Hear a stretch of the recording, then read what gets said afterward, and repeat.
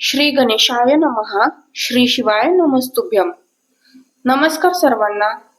मागील भागात आपण पाहिलं की शिवाय आणि लावण्याला प्रणवचं पूर्ण नाव माहीत झालं होतं. तो त्याच्या तर ओळखीचा नव्हता, पण विक्रांत यांचा ओळखीचा आहे का हे विचारण्यासाठी दोघेही त्यांच्याकडे गेले होते. त्यांनी त्याचं पूर्ण नाव त्यांना दाखवलं तर त्यांना धक्का बसला होता. आता ते खरंच त्याला ओळखतात की नाही हे आपण या भागामध्ये पाहूयात. कथेचं नाव अग्निसाक्षी, भाग 25. कथालेखिका व कथा वाचन जानकी. बाबा, काय झालं? विक्रांत यांचे मोठे झालेले डोळे पाहून शिवायने काळजीने विचारलं. त्यांच्या अवस्थेवरून दोघांनाही खात्री पटली होती की ते त्या नावाला ओळखतात. काही नाही, आणि तुमची आई यायच्या आत ही डायरी घेऊन जा इथून. तिला हे नाव दिसलं नाही पाहिजे, नाहीतर ती स्वतःला जास्त त्रास करून घेईल.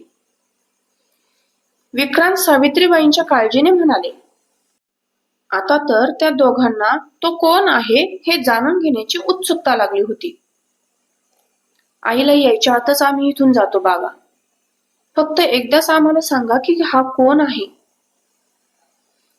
लावण्याने पुन्हा एकदा विचारलं, पण बहुतेक त्यांची सांगण्याची इच्छाच होत नव्हती. इकडे तिकडे असे पाहत होते जसे काही शब्द गोळा करत होते. बाबा, जर हा व्यक्ती आपल्यासाठी हानिकारक असेल तर आईला सुद्धा या गोष्टी समजायला हव्यात. तिच्यापासून लपवून ठेवण्यात काही अर्थ नाही. तरीही जर तुमची इच्छा असेल की आईला यातलं काही समजू नये तर तुम्ही तिला यायच्या आत आम्हाला सांगू शकता. पुढचं पाऊल उचलण्यासाठी आम्हाला सोपं जाईल. शिवाय त्यांना आपल्या शब्दांमध्ये पकडत होता, जेणेकरून सावित्रीबाईंच्या काळजीपोटी तरी ते लवकर त्यांना सांगतील. त्याच्या बोलण्यावर विक्रांत यांनी त्याच्याकडे पाहिलं. अगं सावित्री, अजून विक्रांत, सिद्धांत, शिवाय, लावण्य आले कसे नाहीत? त्या सगळ्यांना जेवायचं नाही का? हरेशरावांनी जेवण्यासाठी डायनिंग खुर्चीवर बसत विचारलं. तशा त्याही प्रत्येकाच्या रूमकडे पाहू लागल्या. श्रद्धाही तिथेच उभी होती, तर प्रणवनेही ते ऐकलं होतं. नमिता, सिद्धांत अजून आला का नाही ग? काही माहित आहे का? सावित्रीबाईंनी काळजीने तिच्याकडे पाहून विचारलं, जी मोबाईलमध्ये पाहण्यात वेळ वाया घालत होती. पण तिने त्यांच्याकडे न पाहताच बोलायला सुरुवात केली. मला नाही माहीत. काल रात्री झोपलेही नाहीत, काही बोलतही नाहीत. काय झालं आहे काय माहीत. नमिताने त्यांच्याकडे न पाहताच उत्तर दिलं. तसे सगळे आश्चर्यचकित झाले. ती अशी सांगत होती जणू तिला काहीच फरक पडत नव्हता. मग तू विचारलं नाहीस का त्याला काय झालं आहे ते? हरेशरावांनी विचारलं. तेव्हा कुठे तिने नजर वर करून त्यांच्याकडे पाहिलं. आता ते लहान बाळ आहेत का आजोबा, की असं शांत राहिल्यावर लगेच त्यांना काय झालं आहे म्हणून विचारायला जावं? ते स्वतः सुद्धा सांगू शकतात ना. जर त्यांनाच मला काही सांगण्याची गरज वाटत नाही तर मी तरी का विचारायला जाऊ? तिचं असं तुसडेपणाचं बोलणं ऐकून सगळ्यांना आश्चर्य वाटलं होतं. काय ग हे नमिता, असं बोलतात का ग? तुला काहीच घेणं देणं नसल्यासारखी बोलत आहेस तू. आपला नवरा अचानक असा शांत झाला, रात्रीचं झोपत नाही, या मागचं काय कारण आहे विचारणं सुद्धा तुझं कर्तव्य आहे. आता हे सुद्धा आम्हीच सांगायचं का तुला? ती लावण्या बघ, कशी आल्यापासून शिवायच्या आवडीनिवडीची काळजी घेत आहे. सावित्रीबाई ओघात लावण्याबद्दल बोलून गेल्या, पण त्यामागे त्यांचा काही वाईट हेतू नव्हता. तिने सुद्धा थोडंफार लावण्यासारखं वागावं अशी एक आई म्हणून त्यांची इच्छा होती. जर एवढीच ती आवडत असेल तर करा तिला जवळ. ती कालची आलेली मुलगी तुम्हाला माझ्यापेक्षा जास्त महत्वाची झाली आहे. तिच्यासाठी तुम्ही माझ्याशी अशा प्रकारे बोलता? मला सिद्धांची काळजी न वाटत नाही असं म्हणायचं आहे का तुम्हाला? जर त्यांना काही सांगायचं नसेल तर मी कशी विचारणार त्यांना? मी एवढंच विचारलं नाही म्हणून तुम्ही माझी तुलना तिच्याशी करत आहात का? नमिताचं असं बोलणं ऐकून तिघांना धक्का बसला होता. आजपर्यंत ती कधीच अशा उंच आवाजात सावित्रीबाईंशी बोलली नव्हती. त्यांनी फक्त लावण्य कशी शिवायची काळजी घेते आहे ते सांगितल्यामुळे तिला राग आला होता. त्याच रागाच्या भरात ती आज त्यांच्याशी अशी बोलली होती. सावित्रीबाईंना तिच्या बोलण्याचं वाईट वाटलं होतं. नमिता, तुला आजवर कोणीही कुठल्याही कामासाठी किंवा कुठल्याही जबाबदारीसाठी दबाव दिलेला नाही, पण आपल्या नवऱ्याच्या बाबतीत तरी जबाबदार असायला हवं. मी तो माझा नातू आहे म्हणून त्याची बाजू घेऊन बोलत नाही आहे. मीच नाही तर घरातल्या सर्व सदस्यांनी आजपर्यंत सिद्धांतने तुझ्यासाठी काय काय केलं आहे ते पाहिलं आहे. जरी तो कमावता नसला तरी बेजबाबदार नाही. आपलं कर्तव्य जाणून तो नेहमी तुझी काळजी घेतो. त्याचप्रमाणे त्याला काय त्रास होत आहे, काय नाही हे विचारणं तुझं कर्तव्य आहे. तुझं तेच कर्तव्य सावित्रीने तुझ्या लक्षात आणून दिलं म्हणून तुला राग आला आहे का? तसं असेल तर मग ठीक आहे. इथून पुढे कोणीही तुला सिद्धांतकडे लक्ष दे असं म्हणणार नाही. गीता यांना सावित्रीबाई नाराज झालेल्या पाहवलं गेलं नव्हतं, म्हणून आज पहिल्यांदाच त्या नमिताशी एवढ्या बोलल्या होत्या. तुम्हा सर्वांना माझ्याबद्दलच का तक्रार असते नेहमी? जसे सिद्धांत बेजबाबदार नाहीत तशी मीही नाही. मीही एक मोठी सून म्हणून आजपर्यंत घराला बांधून ठेवलं आहे. ते तुम्हाला आजपर्यंत कधी दिसलं नाही का? जर तसं असेल तर मग मी इथे थांबून काय उपयोग? तुमची लाडकी छोटी सून आली आहे ना, मग आता तीच सांभाळेल इथून पुढे तुमच्या घराला आणि तुम्हाला. मी माझ्या माहेरी निघून जाते कायमची. नमिता डायनिंग खुर्चीवरून उठून रागाने म्हणाली. तशा सावित्रीबाई घाबरल्या. त्या काही बोलणार तेवढ्यात हरेशराव बोलू लागले. ठीक आहे, तुला तेच हवं असेल तर तसंच कर. आम्ही कोणीही तुला अडवणार नाही. हरेशराव कठोर स्वरात म्हणाले. त्यांचं तसं बोलणं ऐकून गीता स्थिर होत्या, पण सावित्रीबाई आणि नमिता आश्चर्याने त्यांच्याकडे पाहत होत्या. बाबा, अहो असं काय बोलत आहात? सावित्रीबाईंना आश्चर्याचा धक्का बसला होता. आपलं घर तुटत आहे असं त्यांना वाटायला लागलं होतं. जर घर तुटणार असेल तर त्या मुळीच सहन करू शकणार नव्हत्या. जेवायला वाढ सावित्री. इतक्या उशिरापर्यंत आम्हाला उपाशी ठेवणार आहेस का तू? ज्याला जेवायला यायचं असेल ते येतील. सध्या जे समोर आहेत त्यांना वाढायला सुरुवात कर. हरेशरावांनी सावित्रीबाईंच्या प्रश्नाकडे दुर्लक्ष करून त्यांना आदेश दिला. सावित्रीबाईंनी मोठ्या आशेने गीता यांच्याकडे पाहिलं, पण त्यांना त्यांची केविलवाणी नजर जाणवत असूनही त्याकडे दुर्लक्ष केलं होतं. नमिताचं असं वागणं खूप झालं होतं. जेव्हा सावित्रीबाईंना मानसिक धक्का बसला होता तेव्हा एक सून म्हणून तिने कधीच त्यांना आधार दिला नव्हता. जेव्हा त्यांना घरच्यांच्या आधाराची गरज होती तेव्हा नमिता सोडून बाकी सगळे त्यांच्यासाठी खंबीर होते. ठीक आहे, तुम्ही बहुतेक माझ्या याच बोलण्याची वाट पाहत होतात इतके दिवस. बीट आला असेल ना तुम्हाला माझा या काही वर्षांमध्ये? आता नाही येणार. जाते मी. तिने तर फक्त एक पोकळ धमकी म्हणून घरातून बाहेर जाण्याची गोष्ट काढली होती, पण इथे तिच्या जाण्याने कोणाला काहीच फरक पडणार नव्हता. म्हणून आता तिला पश्चाताप झाला होता घरातून बाहेर जाण्याची गोष्ट काढून. माघार मात्र ती घेणार नव्हती. बॅग भरून आल्यानंतर सर्वजण आपल्याला अडवतील अशी स्वतःची समजूत काढून ती तिच्या रूमकडे जायला निघाली. बाबा, अहो थांबवा तिला. आपल्या घरची मोठी सून आहे ती. लक्ष्मीने असं घरातून बाहेर पडणं बरं नाही. थांबवा ना बाबा तिला. सावित्रीबाई रडत हरेशरावांची विनंती करत होत्या. ती आपल्या घरची मोठी सून आहे याची त्यांना जाण होती. हरेशरावांनी तरीही त्यांना काही उत्तर दिलं नव्हतं की त्यांची विनंतीही मान्य केली नव्हती.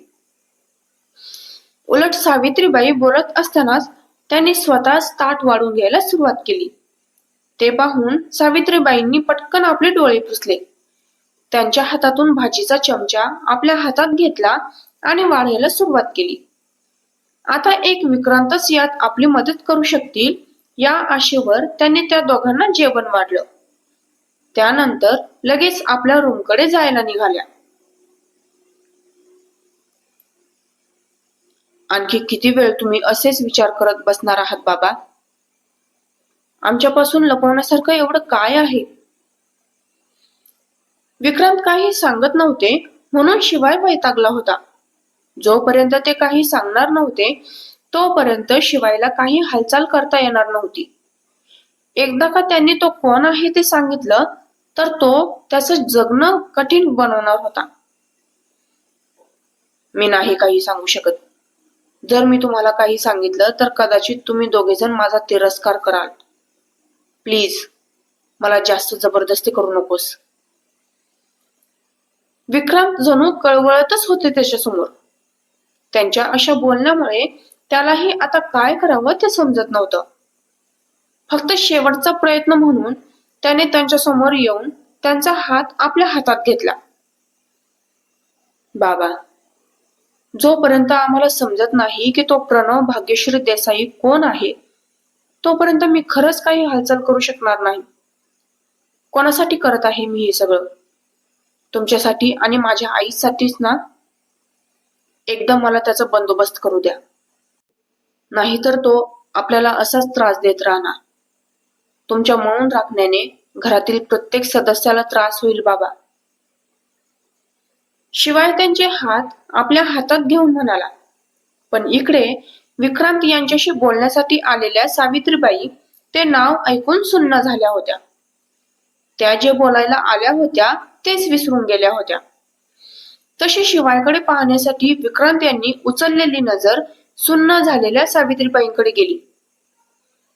त्यांच्या डबडबलेल्या डोळ्यांनीच त्यांना सांगितलं होतं की त्यांनी सगळं ऐकलं आहे. आता सावित्रीबाईंना त्रास होणार म्हणून विक्रांत काळजीत पडले होते. शिवाय आणि लावण्या विक्रांतकडेच पाहत होते. जेव्हा दोघांना समजलं की ते दरवाजाकडे पाहत आहेत तेव्हा दोघांनीही पटकन मागे वळून पाहिलं. त्यांनाही सावित्रीबाईंना पाहून काय बोलावं समजत नव्हतं. सावित्रीबाईंनी आपले डोळे पुसले आणि बोलू लागल्या. शिवाय, तुझ्याकडे असलेली ती वस्तू घेऊन ये. आज मी सांगणार तुला सगळं. सावित्रीबाई म्हणाल्या तसे तिघांचे डोळे मोठे झाले. विक्रांत चिंतेने त्यांच्याकडे पाहत होते. अर्थातच त्यांच्यासाठी काळजी होती त्या नजरेत. नमिता रागारागात रूम मध्ये आली होती. तिने मोठमोठे श्वास घेतच रूम मध्ये पाऊल टाकलं होतं. आत आल्यावर सर्वात आधी तिची नजर बेडवर बसून शून्यात हरवलेल्या सिद्धांतकडे गेली. त्याच्याकडे पाहतच ती कपाटाजवळ गेली आणि त्यातून आपली सुटकेस काढली. करा, आता हवं तेवढा विचार करा. कोणी तुम्हाला त्रास द्यायला येणार नाही इथून पुढे. स्वातंत्र्य मिळत आहे तुम्हाला. नमिता तावातावाने म्हणाली. पण हे नेहमीच असं समजून सिद्धांतने कपाळावर बोटे रगडली. हा, असाच वैताग आला आहे तो घरच्यांनाही माझा. आज तर सरळ सरळ मला घरातून जा म्हणाली. तिने अशा स्वरात सांगितलं की त्याला तिच्याकडे पाहावं लागलं. तिने हे सांगितलं नव्हतं की ती स्वतः घर सोडून जाणार म्हणाली होती. तिने हे सांगितलं की घरचे जा म्हणत आहे. म्हणजे आता आग लावायचं काम कोण करत आहे पहा. नमिता, जरा माझं डोकं दुखत आहे तर प्लीज शांत बसशील का? ती आता आपला टेप रेकॉर्ड वाजवत राहणार म्हणून सिद्धांत वैतागून म्हणाला. आता तुम्हाला शांतताच मिळणार आहे. मी घरात नसणार म्हणजे तुम्हाला आणि तुमच्या घरच्यांना शांतताच मिळणार. असो, घरात बसून असे सारखे विचार करत राहिलात तर डोकं दुखणारच. डोकं दुखणार अति विचार केल्यामुळे आणि नाव माझं घेणार तुम्ही. चला सोडा, मी सुद्धा कोणाशी बोलते. त्याने तिला शांत राहण्याची विनंती केली होती आणि ती होती की बडबड सुरू केली होती. पूर्ण कपडे त्या सुटकेसमध्ये भरेपर्यंत तिच्या तोंडाची अखंड बडबड सुरू होती. बहुतेक ती असा प्रयत्न करत होती की तो तिला जाण्यापासून थांबवेल, पण त्याची कुठलीच लक्षणे दिसत नव्हती. तो डोळे बंद करून कपाळ चोळत होता, तर ती अधूनमधून त्याच्याकडे पाहत होती. तिची पॅकिंग झाली तरीही 5 मिनिटांपासून तिथेच घुटमळत होती. जेव्हा तिला समजलं की आपल्या या प्रयत्नांचा काहीच उपयोग नाही, तेव्हा नाइलाजाने तिला सुटकेस उचलावी लागली. ती रूममधून बाहेर पडली तरी त्याने तोंडातून एक शब्दही काढला नव्हता. तो बिचारा अजूनही आपल्या दुःखालाच कुरवाळत होता. आपल्या आजूबाजूला काय घडत आहे याकडे तो जास्त लक्ष देत नव्हता. शेवटी चिडून तिने नाक मुरडलं आणि खाली आली. खाली येऊन पाहते तर काय, सगळीकडे शांतता होती. तिला वाटलं होतं की निदान सावित्रीबाई तरी खाली तिची वाट पाहत असतील, पण त्याही नव्हत्या आणि हरेशराव व गीताही दिसत नव्हते. ते केव्हाच जेवण आवरून त्यांच्या रूममध्ये गेले होते. अरे देवा, आज खरंच माझा या घरात शेवटचा दिवस आहे की काय? नमिता स्वतःच्याच काळजीने म्हणाली. तसं तिच्या मनाने हो असं उत्तर दिलं. त्या उत्तराने ती घाबरली. आपली सुटकेस उचलली आणि पळतच वर रूम मध्ये गेली. हे घे आई. शिवायने हातातलं साहित्य सावित्रीबाईंच्या समोर धरलं. सावित्रीबाईंनी ते जड मनाने हातात घेतलं. एक दीर्घ श्वास घेऊन सोडला. त्यात असलेली कागद त्यांनी आधीच न पाहता बाजूला ठेवली. पाहण्याची अजिबात इच्छा नव्हती. त्यांनी त्यात दुसरं पॅकेट होतं ते उघडलं. त्यात काही फोटो होते. अगदी जुने फोटो होते ते. ज्या काळात फोन सारख्या सुविधा उपलब्ध नव्हत्या तेव्हाच्या उपलब्ध असलेल्या निकॉन कंपनीच्या कॅमेरामधून ते फोटो कॅप्चर केलेले दिसत होते. ते त्यांनी शिवाय समोर धरले. लावण्याही त्याच्या शेजारी उभी राहून पाहत होती. लावण्यासाठी ते नवीन असल्याने तिने तोंडावरच हात ठेवला होता. आई, हे फोटो मी आधीही पाहिले आहेत. मला पुन्हा का दाखवत आहेस? यांचा त्या प्रणवशी काय संबंध? आणि मला माहित आहे की हे फोटो खोटे आहेत, आपल्याला फसवण्यासाठी आहेत. शिवायने न समजून विचारलं. तसं सावित्रीबाईंनी भरल्या डोळ्यांनी त्याच्याकडे पाहिलं. भाग्यश्री देसाई माझी सख्खी छोटी बहीण आहे आणि हे फोटो खरे आहेत. तुमच्या बाबांनीही माझ्यासमोर त्याची कबुली दिली आहे. अखेर जड अंतकरणाने सावित्रीबाईंनी सत्याचा उलगडा केला. जे जाणल्यानंतर शिवाय आणि लावण्य धक्क्यानेच विक्रांत यांच्याकडे पाहत होते. कारण त्या फोटोमध्ये विक्रांत आणि भाग्यश्री एकमेकांच्या खूपच जवळ दिसत होते. शिवायच काय सिद्धांतलाही माहित नव्हतं की त्यांची कोणी भाग्यश्री नावाची छोटी मावशी आहे ते. कारण ते नातं मिटवलं होतं सावित्रीबाईंच्या लग्नाच्या वेळी त्यांच्या वडिलांनीच. आता फोटोमध्ये दिसत असलेलं नातं खरंच आहे की खोटं हे विक्रांत पुन्हा एकदा सांगणार होते. तुम्ही सुद्धा तयार राहा भूतकाळात जाण्यासाठी. पुढच्या भागात भूतकाळ सर करून येऊ.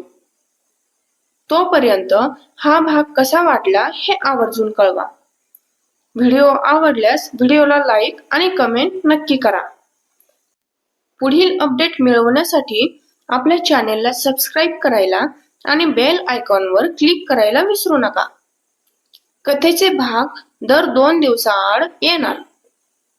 धन्यवाद.